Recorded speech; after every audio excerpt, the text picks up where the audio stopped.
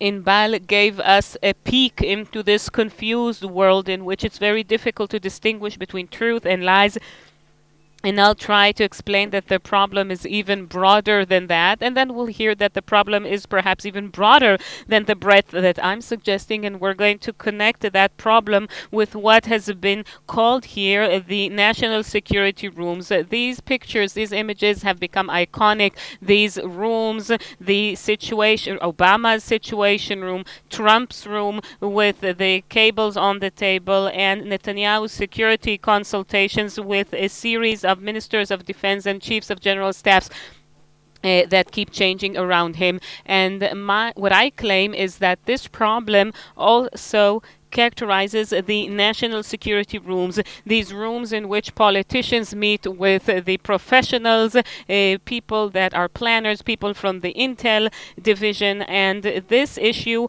all in all, is a relatively interesting one because according to this claim, these rooms are not immune. The problems do not stop at the entrance to these rooms, despite the immense investments in resources that are supposed to bring information as a basis for decision making, despite the very risky operations that are supposed to provide access. That are supposed to provide access that will bring this information. Despite all that, these rooms also face this difficulty of distinguishing between truth and lies, fake and real.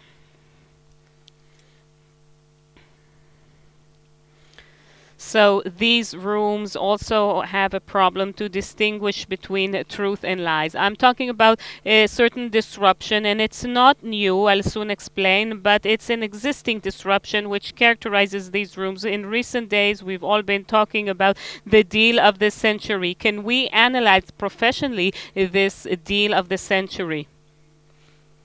Yesterday, at the opening evening of this conference, we saw this debate, which was a more American one. Was it justified to kill Soleimani? And this gives us the impression that traditional mechanisms that were based on common sense, facts, and information are now succumbing in the face of such an overload of information, perceptions, and knowledge. And perhaps the most prominent phenomena in these rooms is a multiplicity of truth, compiling various stories and narratives based on reality that coexist without any ability to decide between them and without a burning desire to decide. They live one next to each other. They coexist. That's wonderful. Isn't that what liberal democracies want? For all these narratives to be in the room, to clash with each other.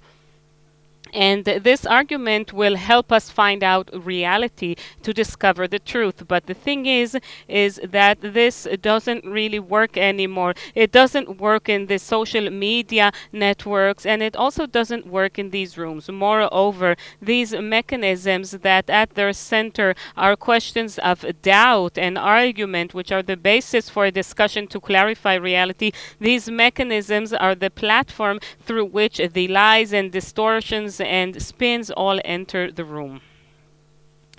Now, these problems of national security rooms, these are not new problems. They had always characterized these rooms from the perception biases of Pearl Harbor and Barbarossa, and sticking to Yom Kippur concepts and the feather of imagination of the 9/11. These problems are still present there, and they've never been resolved. These old problems, by nature, they were the tip of the iceberg kind of problems. We had very little information, and we try to understand the full picture with that little information, and our biases, perceptual biases, entered that field.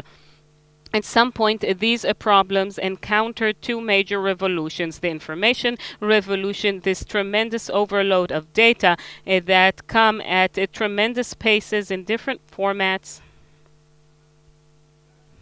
And this encounter really emphasized that the gap between knowing and understanding. Yes, we know a lot, but the question is, do we understand a lot? And the second issue is the encounter with the change in the enemy, the disappearance of the enemy, all that heightened the old problems. And alongside the old problems and the old problems that were heightened, now there are also new problems that are a new type of problem. These problems are also related to the fact that today there is no refuted theory, that one cannot find some kind of a basis for it in information. This is one of the biggest influences of the information revolution. So when every refuted theory can be based in information, then the ability to clarify what reality is in these rooms has become disrupted. Now these rooms have become a sort of aquarium, and I would like to thank Tehila for this metaphor, and she will be soon presenting here. From these rooms you can see very well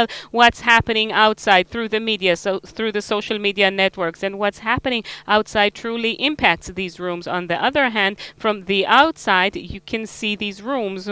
Benny Gantz will speak here this evening, and in Protective Edge, when he showed a presentation, that presentation was leaked a short while afterwards, and the outside can see the inside, and this creates a certain noise, and this noise inside the rooms makes it difficult to decide.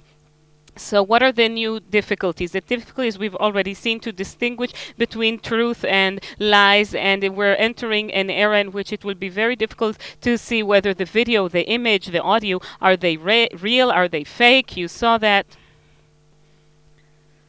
So challenging the position of truth, of clarifying reality within decision making, you have to be naive to think that what's happening outside is not happening inside these rooms, and the organized, institutionalized attack on the truth tellers, whether it's the judiciary, the law enforcement systems, the academia, the media in certain aspects, and it's happening in the US for sure, but also in Israel it has reached the professional echelon. It would be very tempting to blame it all on Trump, to say that it's all because of Trump and that he causes all these things. Well, he represents an era, in my view. He's also to a great extent shaping this era, but he's also exposing some genuine problems in the decision-making processes. The biggest victim of this entire thing is fact-based professional analysis, and it falls victim as it encounters beliefs and feelings that have taken over public discourse.